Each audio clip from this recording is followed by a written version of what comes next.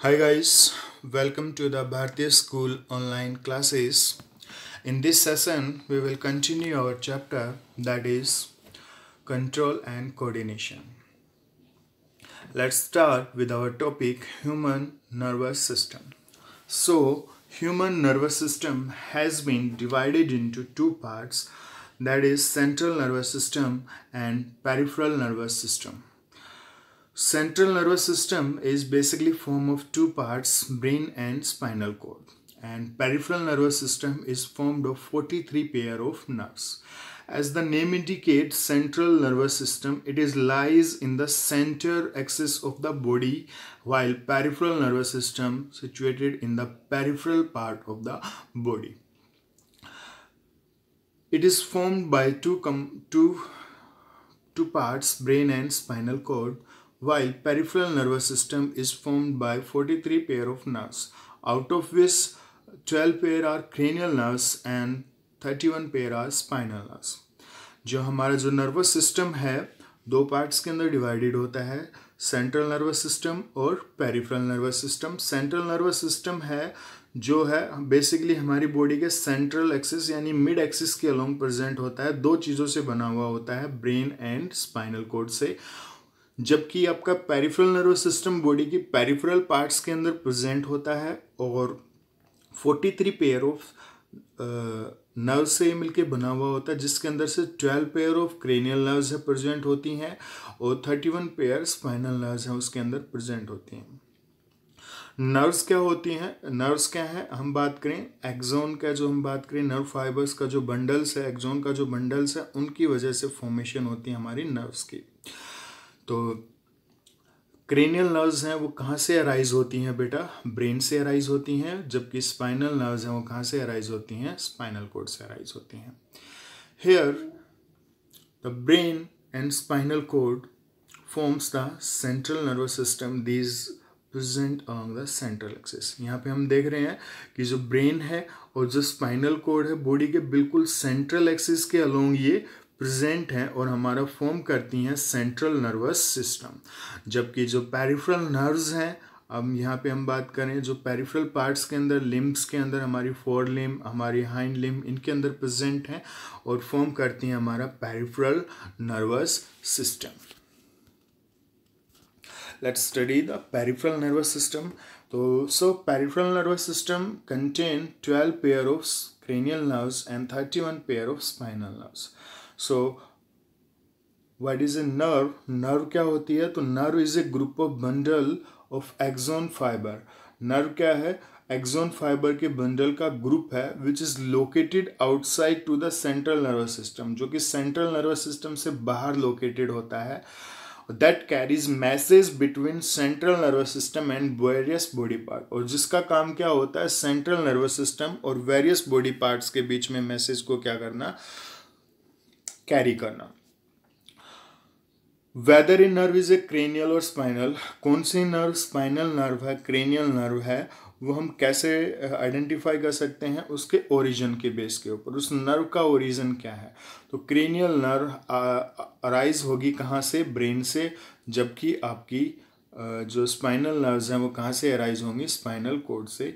और बेसिकली जो cranial nerves हैं मेडुला ओब्लोंगेटा पार्ट से अराइज होती हैं. स्पाइनल कोड जो हम बात कर रहे हैं हमारी जो प्रोटेक्टेड होती है सेरिब्रोस्पाइनल फ्लूइड से, फ्लूइड है वो फील्ड होता है सेंट्रल कैनाल के अंदर, और जो स्पाइनल कोड है उसकी जो इनर कोर है उसके अंदर ग्रे मैटर है वो प्रेजेंट होता है, और जो आउटर कोर है उसके अंदर इसके अंदर वाइट मैटर है वो प्रेजेंट होता है. वहीं हम बात करते हैं जैसे ये हमारी स्पाइनल कोड है, स्पाइनल कोड क्या है, प्रोटेक्टेड रहती है किससे, वर्टिबल कॉलम से, और जो स्पाइनल कोड है उसके अंदर से ये क्या होती है, बिल्कुल होलो होती है.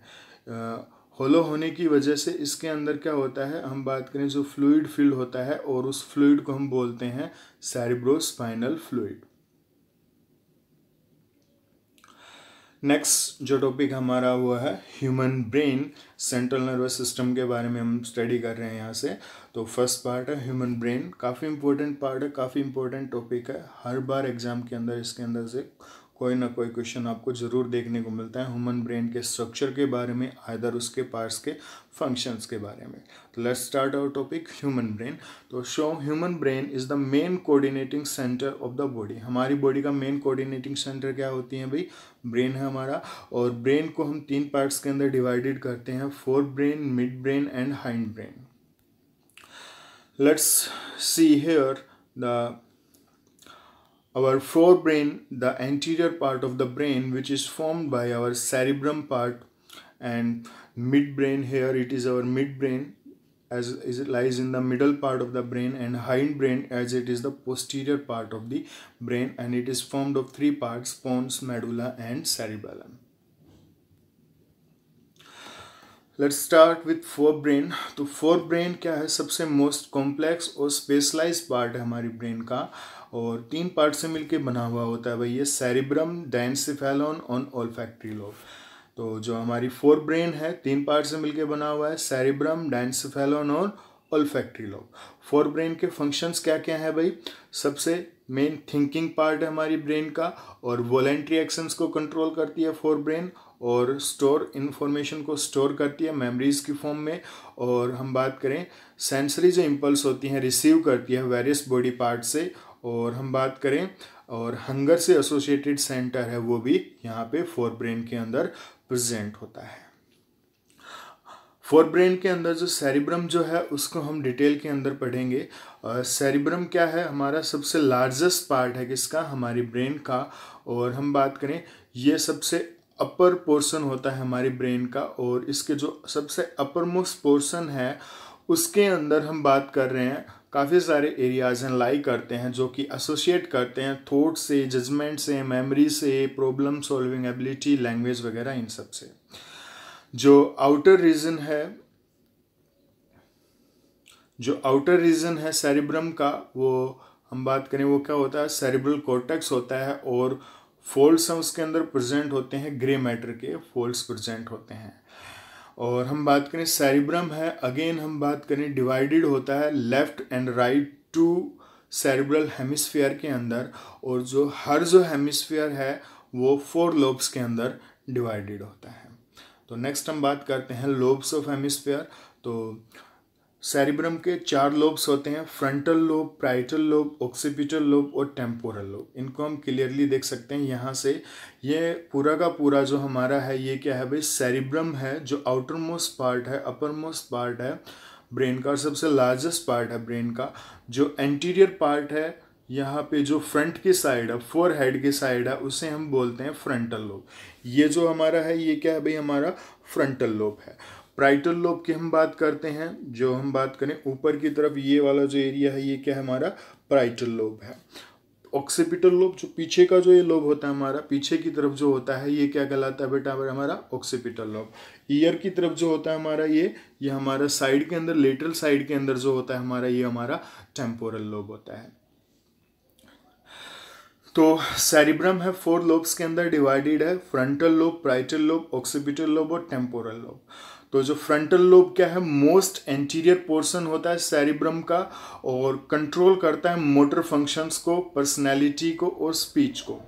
तो ये सारे जो है मेन फंक्शन होते हैं किसके बेटा? फ्रंटल लोब के। मोटर फंक्शंस यानी जो हम बात करें मसल्स के, जो मोटर जो इम्पल्स हैं उनको ट्रैवल करने का काम, पर्सनैलिटी को और स्पीच को, जो हम बोल पा रहे हैं स्पीच के जो एरियाज हैं वो सारे सब कहाँ प्रेजेंट है? फ्रंटल, यानी स्पीच को कंट्रोल करने वाले area.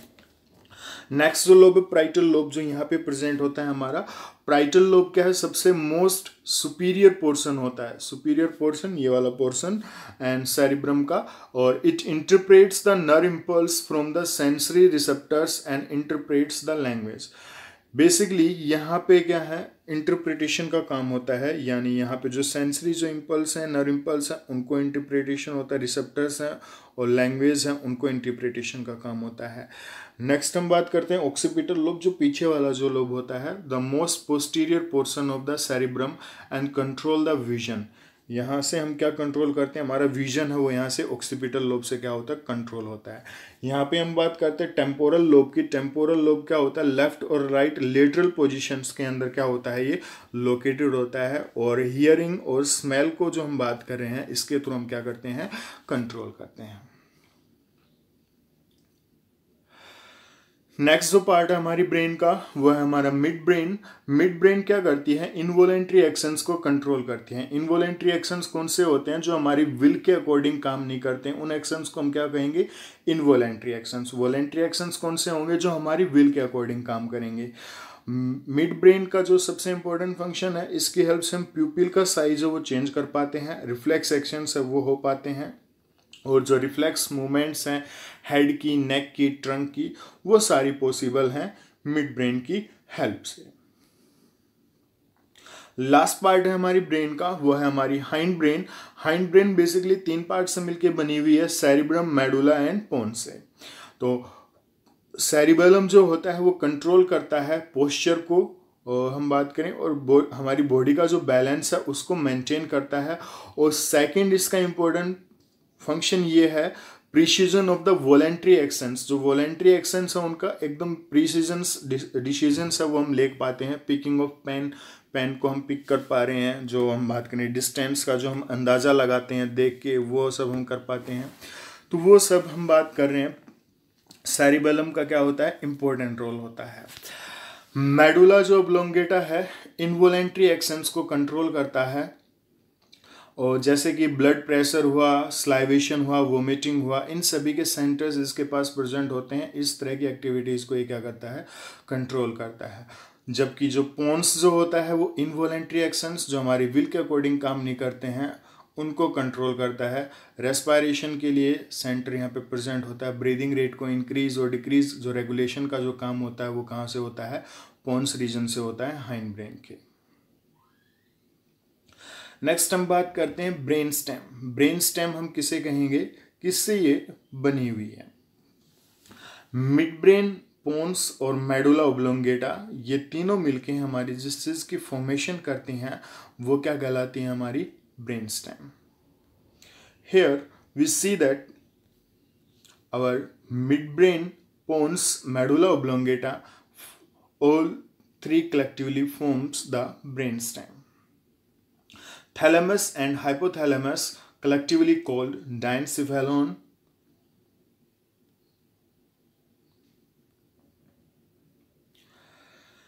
Next we will discuss the protection of brain and spinal cord. Brain और स्पाइनल कोड हैं वो कैसे प्रोटेक्टेड रहते हैं। तो स्पाइनल कोड को हमने पहले भी डिस्कस किया था कि जो स्पाइनल कोड है वो इनक्लोज होती हैं वर्टिबल कॉलम के अंदर। जो 33 पेयर्स ऑफ वर्टिब्राज हैं उनके अंदर क्या है, वर्टिबल कॉलम है, उनके अंदर क्या होती हैं, ये प्रोटेक्टेड रहती हैं।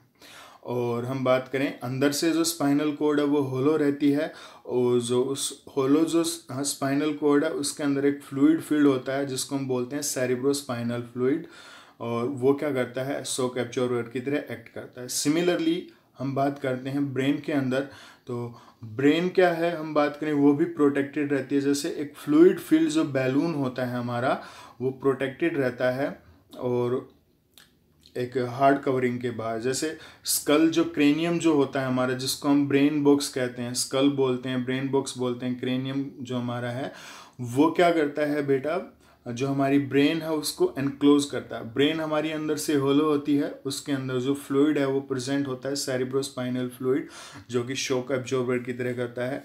इस तरह से हमारी ब्रेन और हमारी जो स्पाइनल कोड है दोनों की दोनों क्या रहती हैं, प्रोटेक्टेड रहती हैं। नेक्स्ट हम बात करते हैं coordination between nervous and muscular tissue. Nervous और मस्कुलर टिश्यू के बीच में क्या कोऑर्डिनेशन है। तो हमें पता है कि जो अकेला जो नर्वस टिश्यू है वो भी कंट्रोल नहीं कर सकता, और मसल्स है विदाउट नर्वस टिश्यू वो भी काम नहीं कर सकते हैं। जैसे कोई भी स्टिमुलस है, सबसे पहले क्या होगा बेटा, उस स्टिमुलस को सेंस ऑर्गन सेंस करेंगे अपने रिसेप्टर सेल्स की हेल्प से, और रिसेप्टर सेल्स क्या करेंगी, उसको मैसेज को कन्वे करेंगी, आगे पास ऑन करेंगी सेंसरी नर्व्स की हेल्प से towards this central nervous system. Central nervous system के अंदर इंफॉर्मेशन रिसीव होगी और उसकी प्रोसेसिंग होगी, और उसके ऊपर फिर डिसीजन लिया जाएगा। डिसीजन लेने के बाद एक रेस्पॉन्स है जनरेट किया जाएगा, एक इम्पल्स है, मोटर इम्पल्स है, वो जनरेट किया जाएगा। मोटर इम्पल्स, मोटर जो नर्व्स होते हैं हमारी, उनके थ्रू ट्रेवल करेगा और मसल्स के पास आएगा। मसल्स के अंदर क्या होगा, उसकी हेल्प से फिर रीअरेंजमेंट होगा, मसल्स की प्रोटीन्स की हेल्प से मसल शॉर्ट हो जाएंगी, कॉन्ट्रैक्ट हो जाएंगी और जो हमारा रिस्पॉन्स है वो जनरेट हो जाएगा। तो इस तरह से हम बात कर रहे हैं कि जो कोऑर्डिनेशन है वो नर्वस और मस्कुलर टिश्यू है उन दोनों के बीच में देखने को हमें मिलता है। अब हम बात करते हैं सबसे लास्ट टॉपिक की, इसकी लिमिटेशन ऑफ इलेक्ट्रिकल कम्युनिकेशन और नर्वस सिस्टम। नर्वस सिस्टम और इलेक्ट्रिकल कम्युनिकेशन के क्या क्या लिमिटेशंस हैं, क्या क्या उनकी कमियां हैं। तो सबसे पहले हम बात करें जो इलेक्ट्रिकल इम्पल्स हैं, reach only to the those cells which are connected by nervous tissue. तो जो इलेक्ट्रिकल इम्पल्स है सिर्फ उन्हीं एरिया तक, उन्हीं सेल्स तक पहुंच पाती हैं जहां पे नर्वस टिश्यू प्रेजेंट है, जहां पे नहीं है वहां पे नहीं पहुंच पाएगा। After generation of transmission of electric impulse, cell take some time to reset the mechanism. Cell एक बार इम्पल्स को जनरेट करने के बाद कुछ टाइम लेती है वापस से दोबारा से जनरेट करने के लिए, इम्पल्स को जनरेट करने के लिए। तो सो cells can not continually create transmit impulse. तो जो सेल्स होती हैं वो क्या है, कंटिन्यूसली है वो इम्पल्स है वो रिसीव नहीं कर सकती हैं। Plants do not have nervous system, और प्लांट्स हैं उनके अंदर नर्वस सिस्टम होता ही नहीं है। तो ये सारे के सारे क्या हैं,